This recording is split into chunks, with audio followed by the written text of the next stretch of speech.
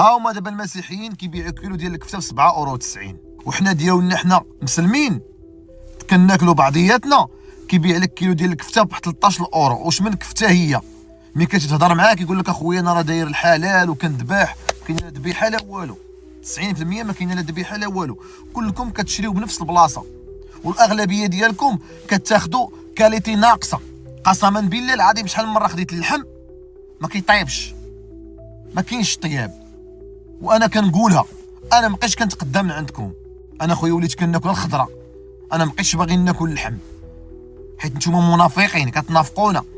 دابا خصها خليتو رمضان دايرين كديروا لعباد الله الاثمنه صاحبي خياليه، ولا بنادم مسكين كيدخل يتقدى ب 50 اورو ما بقى كيجيب لنا والو، ولا بنادم الفطور كيطيح عليه ب 50 اورو اصاحبي فيه شويه د الكفته، وكتبقى تحرجوا في عباد الله. كيقول لك بنادم دير لي اخويا كيلو ديال الكفته كدير له كيلو 300، كتقول له مزيانه هادي، كتردنا حنا مكلخين كتحرجنا قدام الناس. خويا انا قلت لك كيلو د الكفته دير لي اخويا كيلو ديال الكفته، كيلو د اللحم دير لي اخويا كيلو د اللحم، ما تقولش لي كيلو 300 وانت راك عارف العبار في يدك.